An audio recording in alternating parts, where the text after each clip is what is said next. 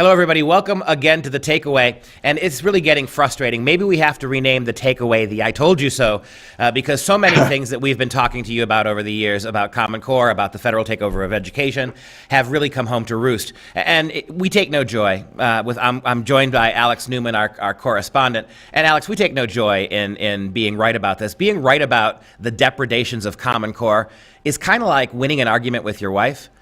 You pay more when you win an argument than you do if you lose one. And this is really one of those situations. We have a situation now where the federal government there are 3 bills currently making their way through Congress that would authorize the federal government to be able to compile absolutely comprehensive data files on every American school child that would be used in every aspect of their life, that would bring together all sorts of personal, sociological, mental health, educational, workforce issues, legal, law enforcement issues in one great big database that the federal government can exploit for any purpose they want. Talk a little bit about these new developments, Alex.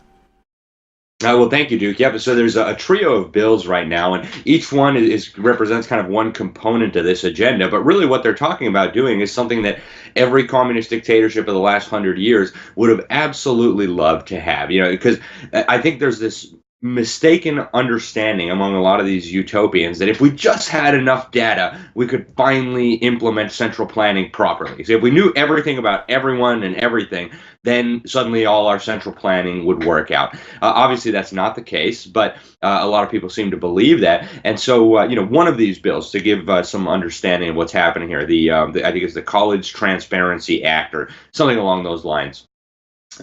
What it would do is it would, under the guise of collecting data on people who are taking student loans, it would create these massive files, these dossiers on every student, and it would supposedly try to tell us about the value of the student loan program. And so they're saying, well, we need to find out if these programs are working, and that all sounds well and good. But what it would do is it would track the student through their education and then on to their career. So where are they working? How much are they making? What are they doing? Are they using their skills? All this kind of stuff. And then when you combine that with the health data that's being compiled through the schools and through the Health and Human Services and the National Registry of Health Information created under Obamacare, when you combine it with the law enforcement data, all the financial data coming from the IRS, all of these different sources of data, what you have is basically the federal government will know more about each person than each person knows about themselves. Another one of these bills eliminates the last little vestige of student privacy, right? There had been, ostensibly at least, a prohibition on compiling dossiers, based on individually identifiable information on these children in the schools, because the federal government already paid the states to start collecting all this data on the kids. Now they want to vacuum it all up at the central level, and they want to eliminate that last little barrier where they said, well, we're not going to technically have a student's name associated with all this information. So now they want to get rid of that in the ridiculously named bill that includes the word privacy. And, it's Orwellian beyond anything that Orwell could have actually imagined. Yeah, and moms and dads, we all need to realize that data is not neutral. The technocrats, the Bill Gates of the world, the Zuckerbergs, the people who amass all of this data. Zuckerberg was big in helping Obama win in 2008, as we recall, by the manipulation of social media. What people don't understand, or we need to understand better, is that the people who enter this data, the people who are collecting this data, are not entering it, reporting it, categorizing it in a politically neutral way. The idea that this is just aggregate facts, right? Unassailable facts. Nonsense. The people who input that information have a tremendous amount of power about how they list it, what they list, how they frame this data. Give you one example. Our teachers, then, our public school teachers, our government school teachers, will become, in de facto, when it comes to reporting on our kids' education, will become the de facto data gatherers on our kids. And we know for a fact that our teachers, our public school teachers, government school teachers, are being trained to see the world through very specific progressive Marxist lenses. They are being trained to see social justice activism and advocacy as a higher calling than even teaching ABCs and 1, 2, 3s. And when this so-called data is passed on to the authorities and then aggregated, it's going to be tinted and colored along the lines of the people who enter it, collect it, gather it. And this is the grave danger.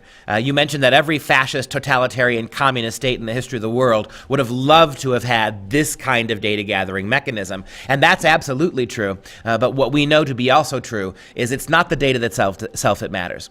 Because the data can be manipulated, statistics can be manipulated, numbers can be massaged, attitudes, ideas, facts can be gerrymandered to reflect whatever the federal government wants it to reflect, depending upon who's in charge. And that's the real danger here.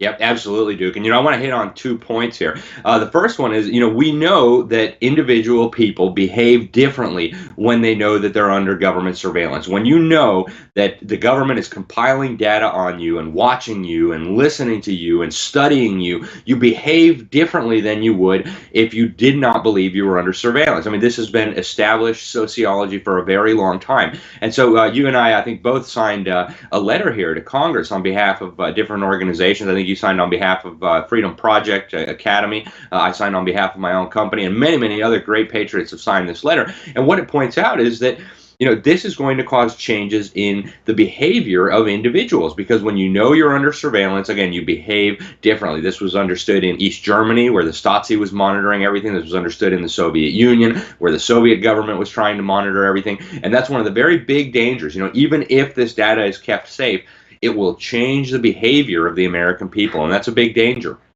Secondly, I wanted to hit on, you're absolutely right about the teachers collecting data. In fact, we reported over in the Newman report and Freedom Project that teachers in New Hampshire were compiling mental health data on the kids. They were being, given questionnaires once a month. They were supposed to fill it out. And some of this stuff is just, blatant. Like, how does the student feel about diversity, right? And, by that, they also include, do you think it's fine for a man to dress as a woman and go into the girls' bathroom? And, that's what they mean by diversity. So this isn't even mental health data properly understood. This is actually data on the child's individual beliefs and ultimately the beliefs of their family as well.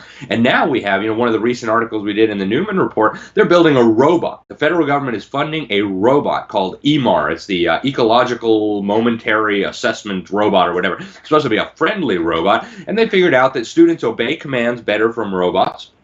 And the point of this robot, according to the National Science Foundation, which is funding it, is to gather mental health data on the children. So you're going to have robots now in the schools gathering mental health data on your child, transferring it to federal databases that'll go to the Department of Labor, the Department of Commerce, the Department of Health, to create this kind of seamless central planning data regime. And, the day is not far off where the federal government will say, well, look, you're not all that smart. You clearly have some mental issues. You don't agree with our diversity agenda. You don't need any college education. Why don't you go sweep floors? That'll be a good job for you. Your opinions aren't politically correct. You obviously can't be in a position of leadership. You certainly can't teach with those kinds of opinions. And so we'll put you in a nice, harmless job where, you won't be affecting anyone or influencing anyone. That is the world where we are heading if we continue on this path. And so the vote on these pieces of legislation, some of them are coming up literally this week. So get on the phone with your members of Congress, check out the articles we've written, and try your best to stop this, because we are heading into a dystopian future if this is allowed to continue.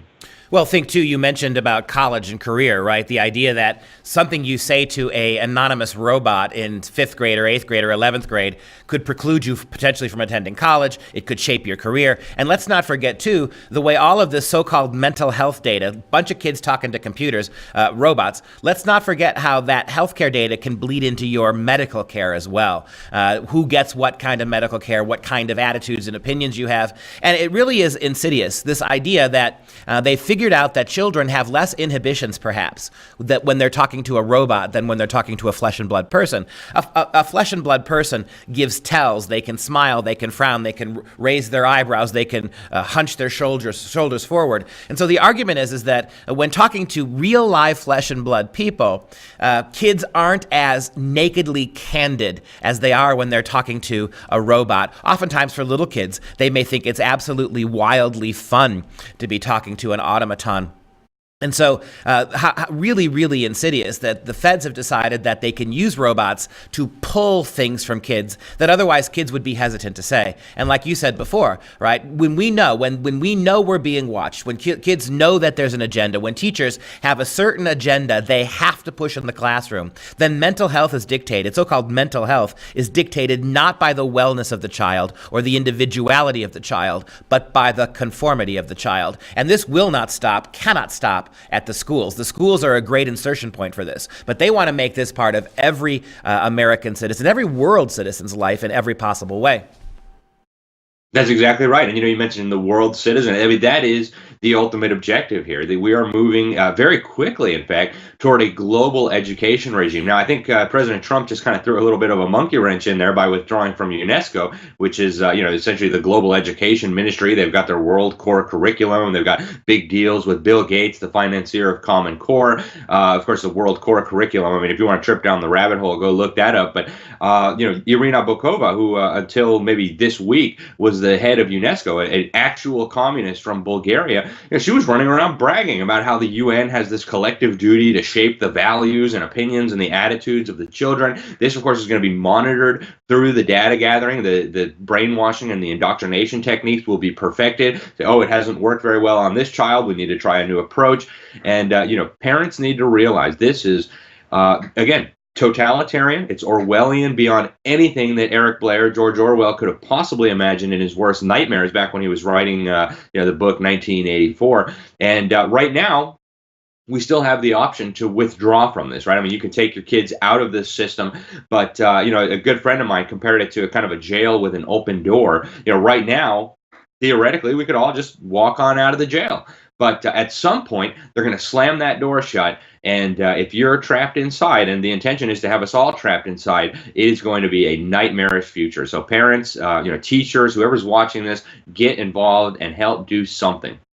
I like the analogy, Alex. It's like we have become so perpetually addicted to the goodies that the government offers. The reason, you're right, government schools, you can walk out of them anytime, but why won't most moms and dads do it? Because they're not your typical jail cells, right? They're jail cells that masquerade as daycare centers, 8 to 10 hours a day, free daycare for mom and dad so they can go off and live their lives and work their jobs. Masquerades as kitchens, right? Gourmet meals being prepared, those warmed over tater tots, right? Feeding your kids breakfast, lunch, and dinner in that jail. Healthcare now in that jail. Your 11-year-old prisoner in the government schools needs birth control, and whoop, boom, the government schools can provide it. Psycho and sociological welfare now, mental health care. They're even talking about dentistry now, associating dentistry with the government schools. So it is a prison. The gate is wide open, but it's a Potemkin prison. It looks more and more like what you said at the beginning of our talk here today,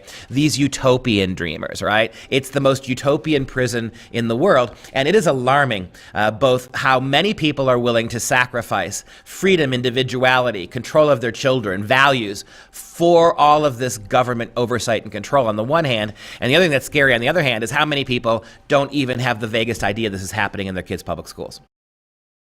Yep, and unfortunately, I think a lot of members of Congress probably don't even understand this. They're being told by their leadership, hey, this is a great bill, it's going to improve education, whatever. They convince some staffer and say, okay, we'll vote for it. So, get on the phone with your member of Congress, read the letter, go to the website, check out what's going on here. And, again, it's so important that we resist this, because there's going to come a point where we will no longer be able to resist if we continue down this path. Speaking of elected officials, Alex, remind me again, who owns the Senate? Right, yeah. Theoretically, the Republicans, but unfortunately, and the Congress. Many of them are better called as rhinos. So right, and the Congress. Same thing. The House of Representatives also theoretically under the control of Republicans. Right, and the vast majority of state legislatures and governorships. Yep, right? Same thing. Republicans, so-called. And the presidency. Yeah, Republicans. Yeah, right. And so it just goes to point out here that, the Republicans are not going to save you. You're absolutely right, Duke. And it was the Republicans, let's not forget, that gave us the ESSA Act, the Every Student Succeed Act, December 2015, which for the first time in American history cemented and legalized the idea that the feds had a disproportionate role to play in our kids' education. Thank you, Republican Party. And we know the Democrats are as bad and worse when they have the opportunity. You mentioned that Donald Trump threw a monkey wrench a little bit, and he did by pulling us out of UNESCO, and good for him. But it would be the easiest thing in the world for the next Democrat president to rehook that up, right? Heck, I believe that if we put a Republican president, and if you listen to the Republican challengers to Donald Trump last time, I think most of them would never have pulled us out of UNESCO. And we have really good reason to believe that the next Republican president, whoever that may be, isn't going to pull us out if we get back in it either. So if you think this is going to be solved at the ballot box, you really better think again. It is time to take advantage of what loopholes we have. Walk your kids out of the public prisons. Take responsibility for them while you still can, or all your reliance on the government's parental responsibility is going to come back to bite you hard. That's exactly right, Duke. And, what could be more important than your kids? I find myself saying this all the time. Oh, well, we got to have a job. We got to make money so we can make our car payments. We got to live in a big house, got to go on vacation. Are those things more important than your kids? Are those things more important than your liberties and than your country? If so, I think we need to have a talk about priorities here because, if your kids aren't at the top of your priority list, I think you've got them organized improperly. Well, think about this, too, as we wind down. All of this centralized control coming from the United Nations. UNESCO wants one world curriculum. The United Nations feels entitled to not educate your kids. I've seen the world curriculum. It's not really a powerful curriculum with regards to reading, literacy, and math and science. It's actually quite low. The primary purpose of it is social engineering, to make all kids believe in the power of centralized government, the one world government, all of this other garbage that they're pushing here. When we wind it down, it's really important, I think, to point out to moms and dads that think about the standard of living that you have in America. You just mentioned, Alex, moms and dads who are working 2 jobs to give their kids vacations and Nike tennis shoes and iPads and iPhones and ballet lessons and soccer lessons and all this other stuff. That, once the UN has solidified that, they're not going to raise the standard of living in the rest of the world to your standard of living. They are going to lower your standard of living to a very low place vis-a-vis the rest of the world. They're not going to uplift everybody economically. Socialist and centralized governments never do this. They're not going to uplift the world to your level. They're going to take away your ability to provide Nike tennis shoes and cell phones and soccer practice for your kids.